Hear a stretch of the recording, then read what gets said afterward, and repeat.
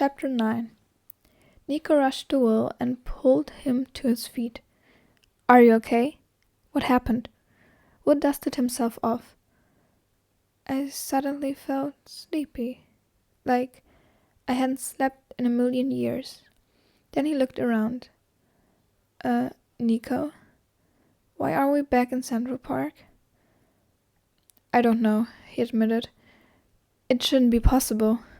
And yet he could hear leaves rustling in the wind and the distant sound of traffic.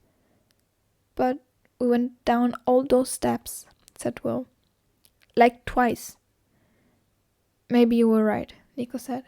"Maybe my father is preventing us from going into the underworld somehow."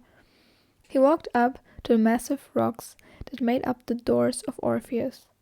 He placed his hand on them. They felt very real. Rough, solid, and cool to the touch. "Can you try to open this again?" Will shook himself like a wet dog. Just trying to wake up. He approached the door and began humming the same melody as before. Slowly the schist rumbled and split apart, revealing the dank dark steps again. Will plucked his nose. "I don't think I'll ever get used to that smell." Nico held his purple glowing sword in front of him as he led the way down the steps.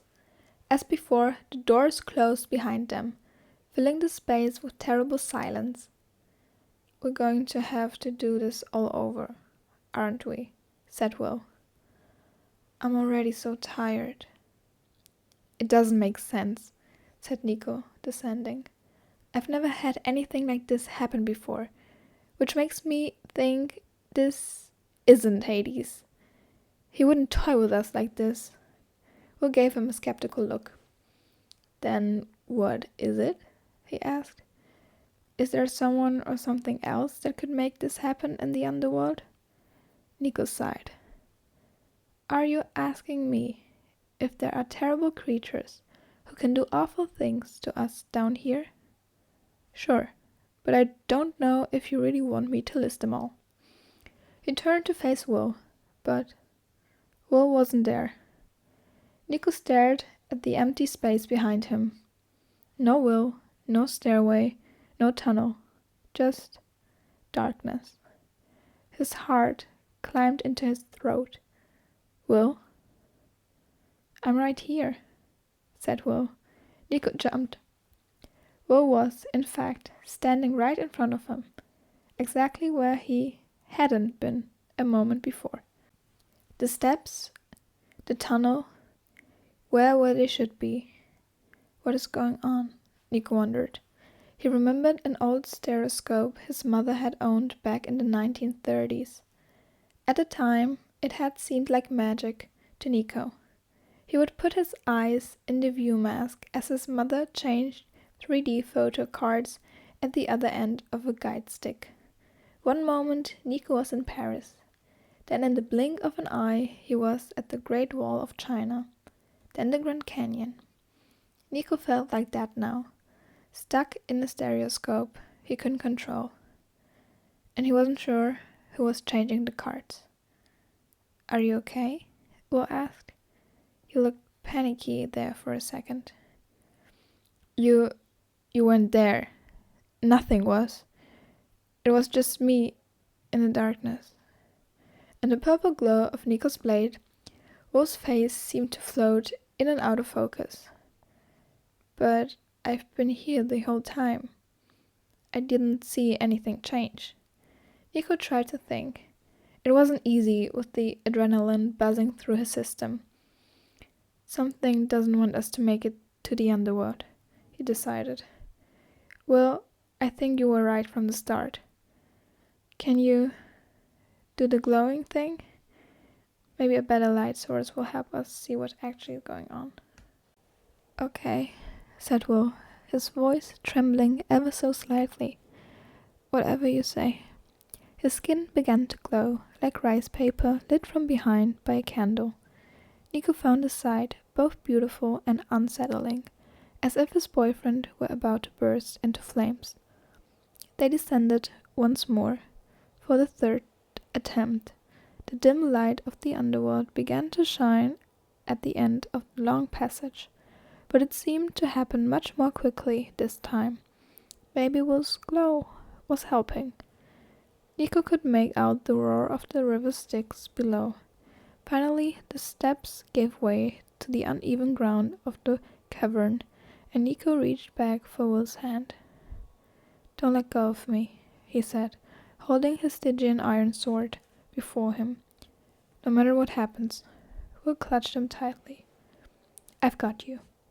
Nico managed a few steps towards the river's edge, and that's when a wave of exhaustion rolled over him, and an uncontrollable desire to curl up and sleep. It was an unusual sensation for him, because he wasn't much of a sleeper. He'd spent many a night at Camp Half-Blood wandering the grounds instead of lying in bed, anything to avoid the dreams he'd been having.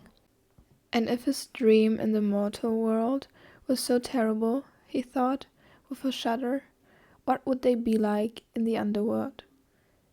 "Will, keep your eyes open," he said. "Don't close them." "Why do I feel so sleepy?" Will's grip on Nico's hand was already loosening. "Should we rest?" Nico forced himself to look across the river to the black ramparts of Cerberus. Was this his father's doing?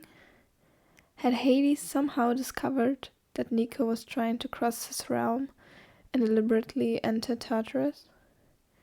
Maybe this was his way of saying, "No way, Jose." "We can't rest yet," said Nico. "We have to follow the river and make our way down those cliffs. It's not too far. Then we can find the troglodytes and rest. I promise." Thump. Will's hand slipped out of Nico's, and when Nico turned, he found that his boyfriend, whose illumination was much dimmer, had fallen to the ground again. "No!" Nico cried. "Not here, please." "I can't," said Will. "I can't be here."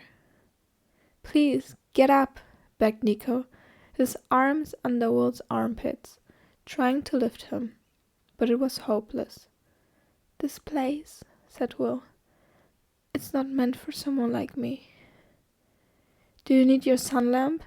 Nico's heart raced faster. Why is this happening so suddenly? Nico looked up and... No. Darkness was seeping into his field of vision. The world around him, the cavern walls, Cerberus, the river Styx, began to fade away. "Not again!" Nico called out. "Stop it!" But he looked down at Will. His boyfriend's internal light had extinguished, and he seemed to be completely asleep on the what? The grass? Will was curled up on a bed of wet grass. With a rising wave of horror, Nico scanned his surroundings. They were back in Central Park. Again. A voice floated through the trees. "Help me, Nico." "Bob." It was Bob. "Why won't you help me, Nico?" Nico screamed in frustration. His eyes squeezed tight, and then